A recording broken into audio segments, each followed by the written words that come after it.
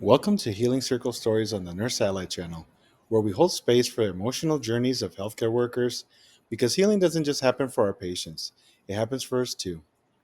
I'm Gabe, a clinical nurse specialist with a passion to simplify healthcare topics and make them easier to understand. Today, I want to share a powerful story, one that highlights the struggles many healthcare workers face but often suffer through in silence. I want us to meet Maria. Like many of us, she entered healthcare with a heart full of compassion and a deep desire to make a difference. As a certified nursing assistant, she poured herself into her work, caring for her residents with kindness and dedication. But in a single moment, one decision made under pressure, her career was derailed. Betrayed by a nurse she trusted, abandoned by the system that was supposed to protect her, and left questioning everything she believed in, Maria's story is one of heartbreak. But it's also a story of resilience, of healing, and of finding purpose in pain. Now let's dive into Maria's story.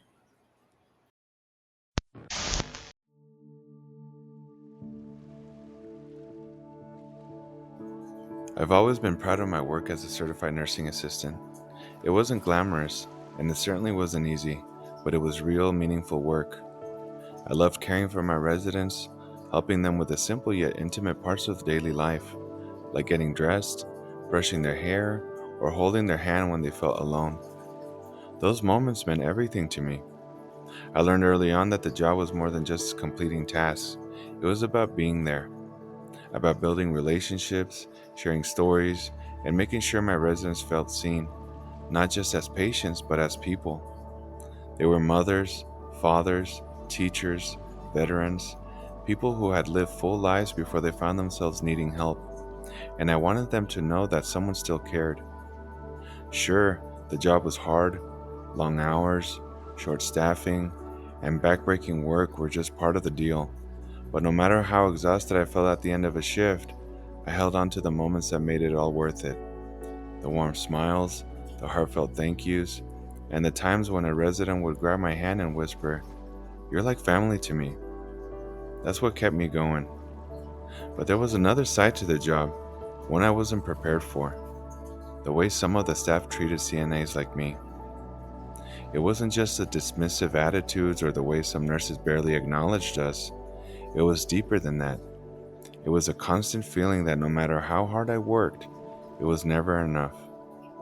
Diane, one of the nurses on my unit, made that painfully clear from the moment I started.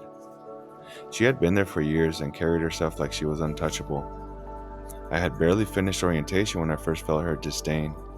She would roll her eyes when I asked questions, huff in frustration when I took too long to complete a task, and point out my mistakes, always in front of others. "Did you even try to reposition Mrs. Caldwell? She's practically falling off the bed," she said once, shaking her head as if my incompetence was exhausting to her. I had repositioned Mrs. Caldwell, twice actually, but I bit my tongue and nodded, not wanting to make things worse. Diane wasn't the only one who made me feel invisible, but she was the worst. She found ways to undermine me, to make sure I knew my place. If I was drowning in work, she wouldn't offer to help. She'd just criticize me for being slow. If I spoke up in shift meetings, she'd barely acknowledge what I said.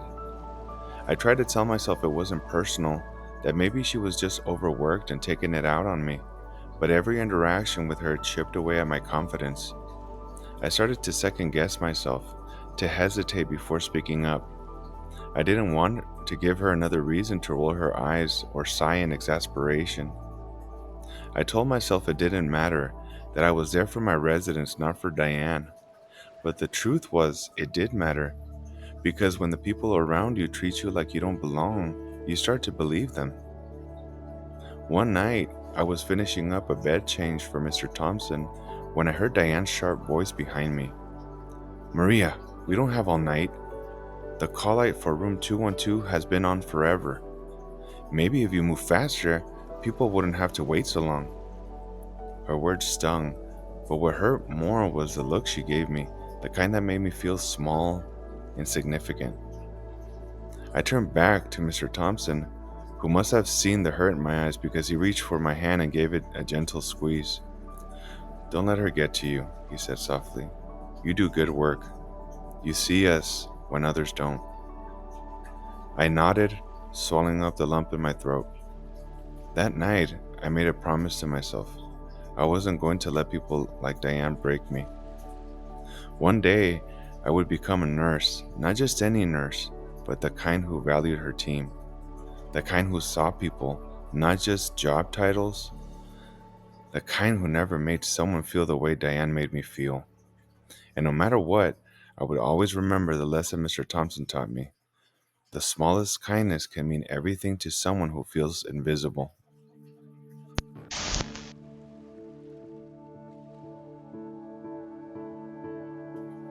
It was a particularly chaotic evening, the kind where you barely had time to breathe.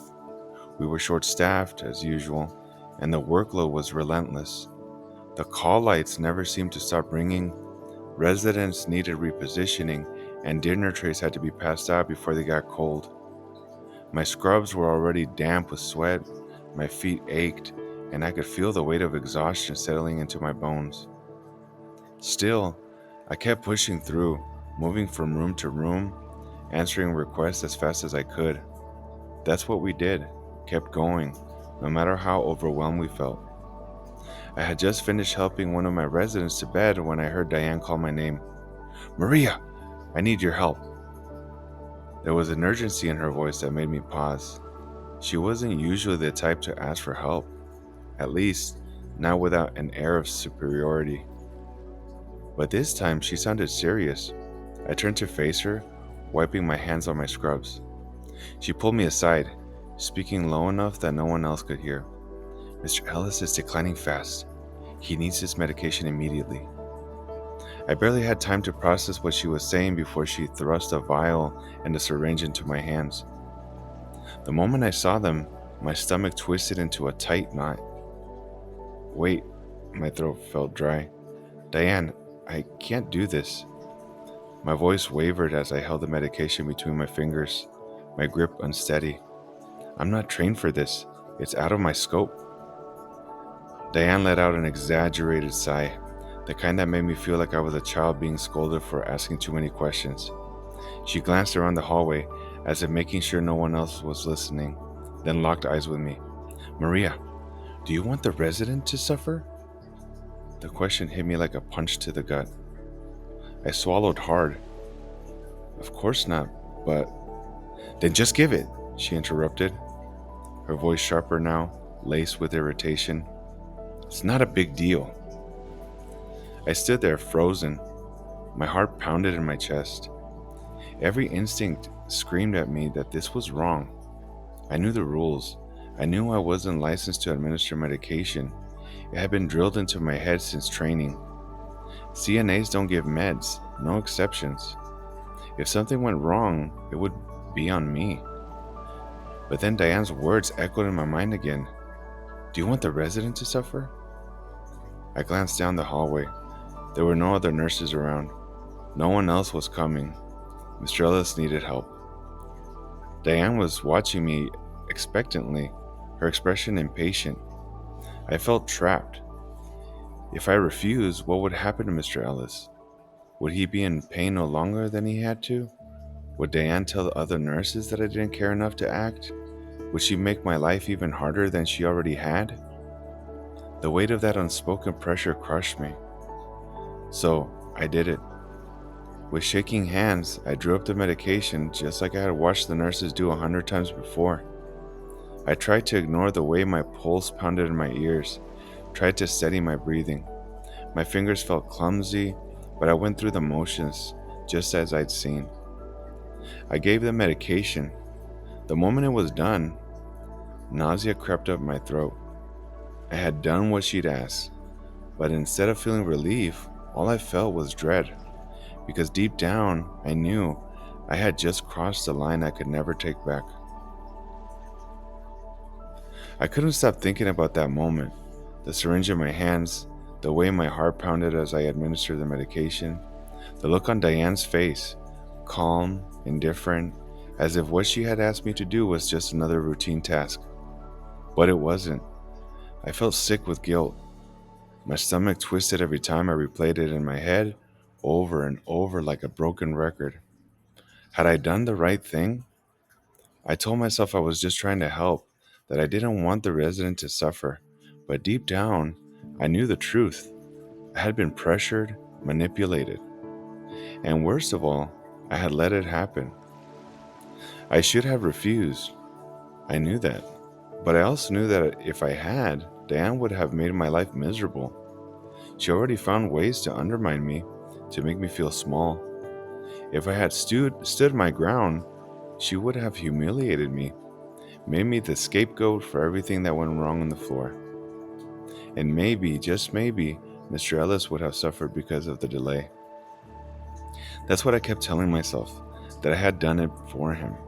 But no matter how hard I tried to justify it, the guilt wouldn't let go. And then, a few days later, the guilt was replaced with something even worse. I was in the middle of my shift, doing rounds, when my name came over the intercom. "Maria, please report to the administrator's office." I froze. That was never a good sign. My heart immediately started pounding. My mind raced through everything I had done that shift, but nothing stood out. Maybe it was a scheduling issue. Maybe there was some paperwork I had forgotten to sign. But the moment I walked into the office and saw their serious expressions, I knew something was wrong. The administrator, a woman I had barely spoken to before, folded her hands on the desk and sighed. "Maria," she said, her tone unreadable, "we need to talk about an incident reported by Nurse Diane." I felt my stomach drop. Diane.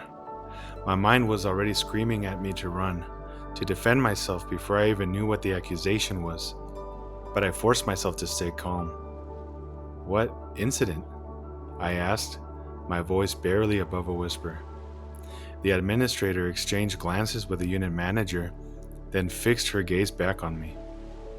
"We have received a report that you administered medication without authorization or supervision," she said. "Is that true?" I opened my mouth, then shut it. Diane. She had told them, but not the truth, not the real story. I took a shaky breath. "I didn't do it on my own. Diane asked me to. She said it was urgent. The administrator held up a hand to stop me. "Diane denies that. She said flatly, she says she never instructed you to do anything, that she caught you administering medications and immediately reported it." I felt like the room was spinning. "No," I whispered. "That's not what happened." But they weren't listening. The unit manager crossed his arms. "You know it's against policy." I blinked, trying to process what was happening. "Yes, I know," I said, my voice shaking now. "That's why I hesitated. That's why I told Diane I couldn't do it. But she pressured me. She made me feel like I had no choice. It doesn't matter," the administrator interrupted, her tone clipped. "You broke policy. You administered medication when you weren't authorized to do so. That is a serious violation." I felt like I had been punched in the chest. They weren't listening. They didn't care about why it happened, only that it did. Tears burned the back of my eyes, but I refused to let them fall. "This isn't fair," I said, my voice barely above a whisper. "Diane, The decision has been made," the administrator said, standing up. Just like that, no discussion, no investigation, just a verdict. I was fired on the spot. No warnings, no second chances, just gone. I sat there for a moment, numb, as reality set in. Diane had set me up, and I had walked right into her trap.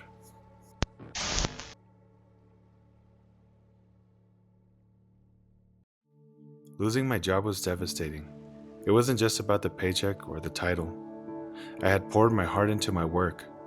I had spent countless hours making sure my residents were comfortable, cared for, and seen as more than just patients. I had worked through exhaustion, through short-staffed shifts, through the thankless grind of being a CNA because I loved it, because I believed I was making a difference. And yet, none of that mattered. One mistake, one moment of doubt, one instance of giving in to pressure had cost me everything. I kept replaying it in my head over and over again, like a cruel loop I couldn't escape. What if I had refused? What if I had been firmer? What if I had walked away? But it didn't change the outcome. It didn't erase the shame that sat heavy in my chest, making it hard to sleep, to eat, to breathe. I felt like I had failed, not just myself, but my residents too. The people who had relied on me, who had trusted me. What would they think if they knew? Would they be disappointed? Would they feel abandoned, the way I now felt abandoned by the very system I had once believed in? But the worst part wasn't losing my job. The worst part was the betrayal. I had trusted Diane, not as a friend, but as a nurse, as someone who was supposed to lead, to guide, to do no harm. I thought we were supposed to work as a team, to support each other, to be on the same side. But she had never been on my side. She had used me, played me like a pawn in her game, and when it was convenient, she had thrown me under the bus without hesitation, without a second thought. I had always heard stories about nurses who treated CNAs like they were disposable, but I never thought I would be the one left in the wreckage, trying to make sense of how easily someone could betray their own. That betrayal cut deeper than the firing itself. It made me question everything. In the days and weeks that followed, I tried to push through the shame, the anger, the sadness. I told myself to move on, to pick myself up, to just find another job, but I couldn't. Every time I thought about stepping back into another healthcare facility, I felt my chest tighten. What if it happened again? What if I made another mistake? What if I did everything right and it still didn't matter? The anxiety took over like a crushing weight, and no matter how much I tried to convince myself that this was just one bad experience, that I wasn't the villain Diane had painted me as, I couldn't shake the fear. So I stopped looking for jobs in healthcare. The thought of going back, of putting myself in that position again, was too much. I convinced myself it was for the best, that I needed time to figure out what I really wanted to do. But deep down, I knew the truth. I was scared. Scared of failing again. Scared of trusting the wrong person. Scared of fighting a system that would always see me as disposable. So I walked away. I turned my back on the one thing I had once been so sure about. And I had no idea if I'd ever find my way back. Months passed, and I tried my best to move on. I told myself I was done with healthcare, that it was behind me. But no matter how much I tried to bury it, the shame and self-doubt lingered. The weight of what happened clung to me, whispering that I had failed, that I had made an irreversible mistake. Then one day, a friend of mine reached out. "There's a support group for healthcare workers," she said. "I think it could help you." I immediately recoiled at the thought. Help me? Nothing could undo what happened. Nothing could make the humiliation go away. I don't know. I hesitated, my gut reaction to reject the idea. I don't think it's for me. But my friend didn't give up. "Just try it.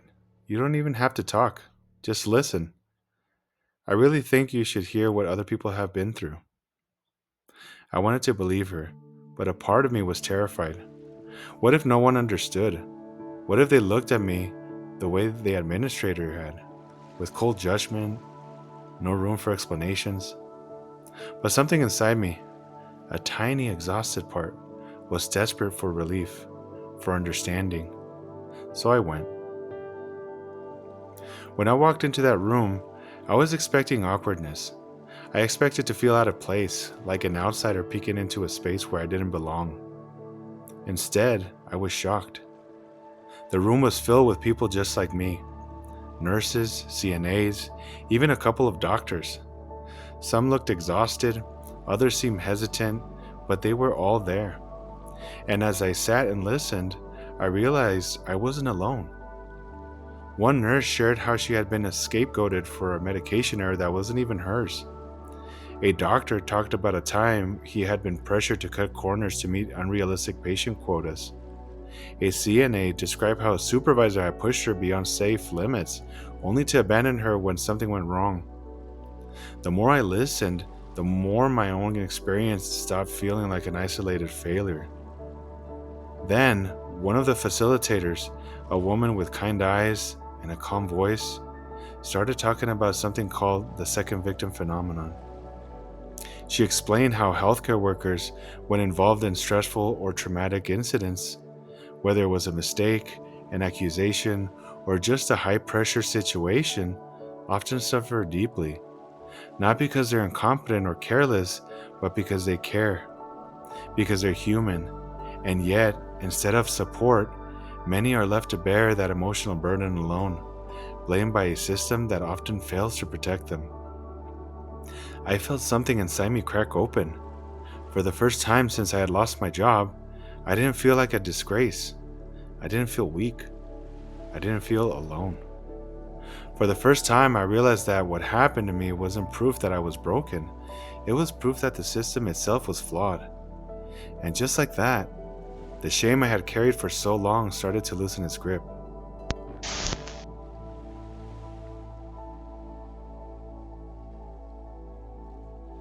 Healing didn't happen overnight. It took time, more time than I wanted to admit. The shame, the doubt, and the fear didn't just disappear because I understood what had happened to me, but slowly I started to rebuild. The more I reflected on my experience, the more I realized something important. The fault wasn't mine.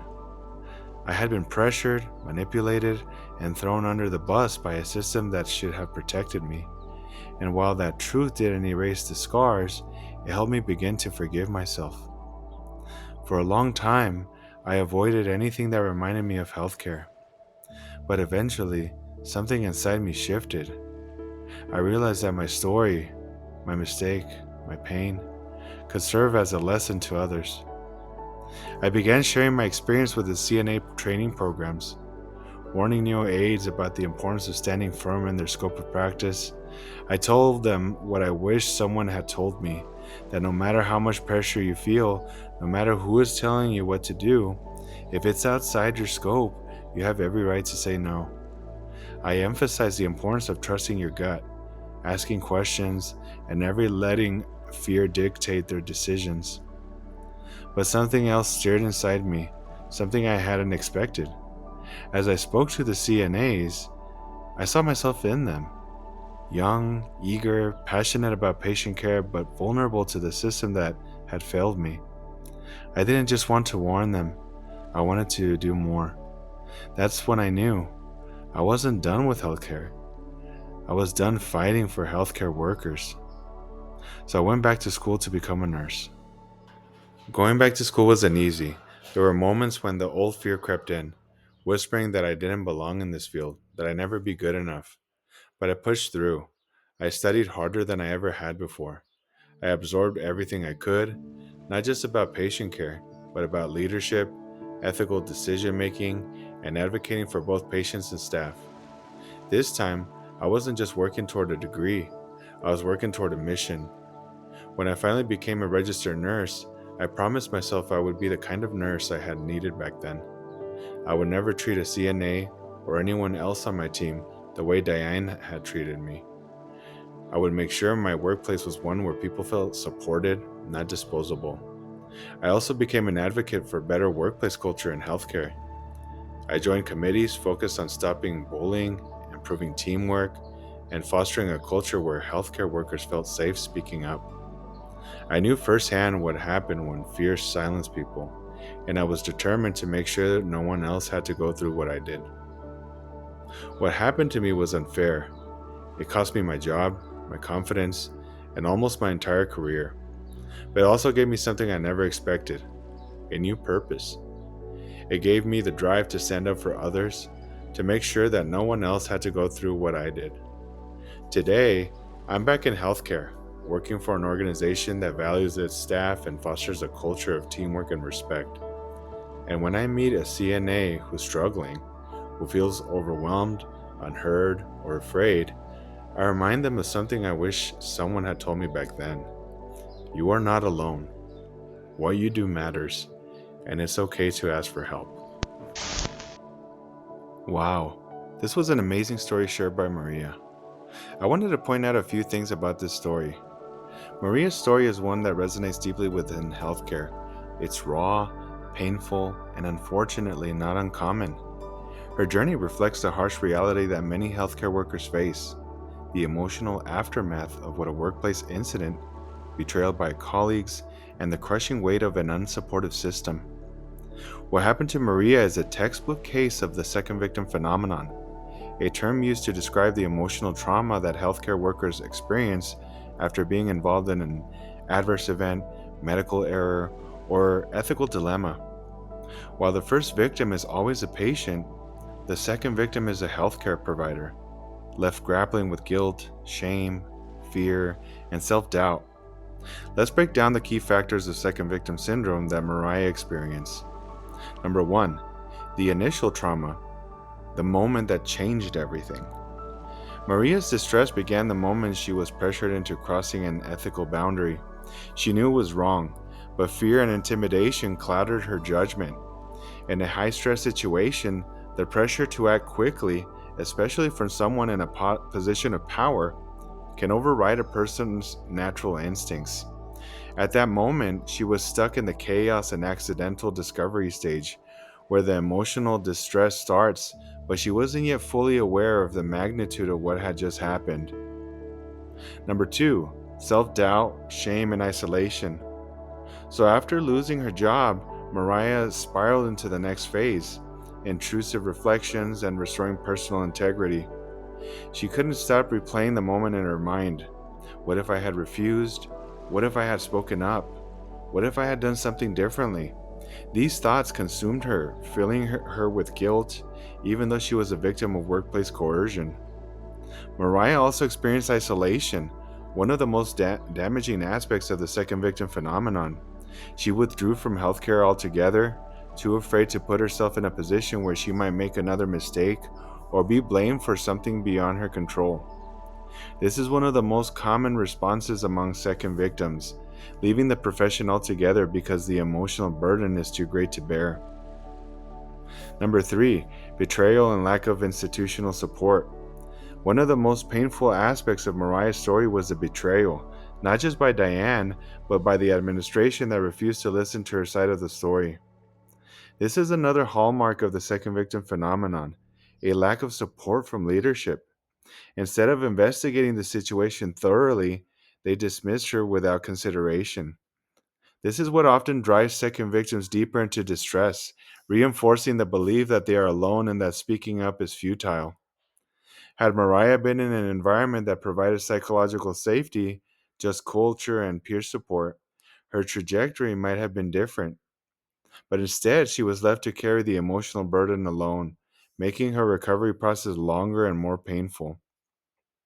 Number four, the turning point: seeking healing and support.